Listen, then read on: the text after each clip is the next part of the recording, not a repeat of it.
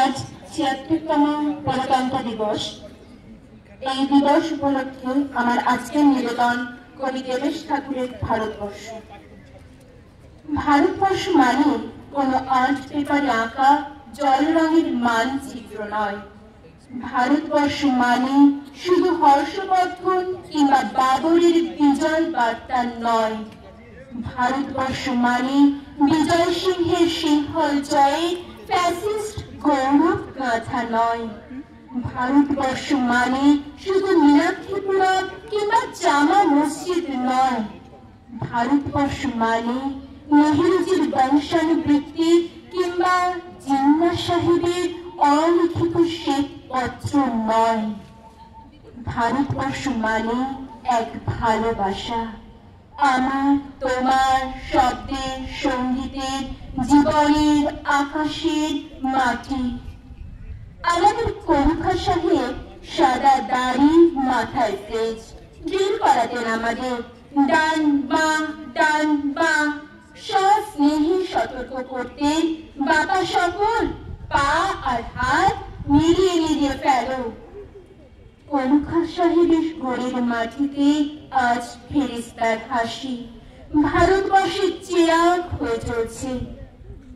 বধূর হাতের কর্ণিকে শিব মন্দিরের গায়ে কত ফুল কাটা, আর তার জোগাড়ি হয়ে মশলা মাখছে ঈশান বাউরি। নিয়ামত শেখ আর বকুল মাহাতো এক পাটাতনে ধান ছাড়ে। সোনালী গোবিন্দ ভোগে খামারি ঠিকরে পড়ে সোনালী আলো। পদন মাঝে দাঁড় টানত যুবতী গঙ্গার, বৈঠা ধরত হোসেনুর মাঝি। সামনে চলো মাঝি, সামুদে কাঁচা কাকির গাম, সোনা বাড়ির সর আর ঘূর্ণি জলের ঘাট। আমার ভারতবর্ষে কোন গেরুয়া রাজনীতিবিদ কিংবা ইমামের নির্দেশিকা নেই। এখানে কোন সংহিতা হাদিস ছাড়াই কোজাগরি চাঁদের অকৃপণ আলো পড়ে ঈদগার উপর, আর রমজানি চাঁদ তুলসী মঞ্চের গায়ে পূর্ণ আলো দেয়। আমার ভারতবর্ষ মানে রবি ঠাকুরের মধ্যে নজরুল, রবিশঙ্কর আর আলী আকবরের যুগলবন্দী, গণেশ বাংলার মুকুল ফিদার রঙিন ছবি। আমার ভারতবর্ষ মানে লালন ফকিরের গান। আমার ভারতবর্ষে আমি শুনেছি মোহাম্মদ রফির সঙ্গে লতার ডুয়েট, দেখেছি পাল্লা দিয়ে আজহারের সঙ্গে শচীনের দৌড়।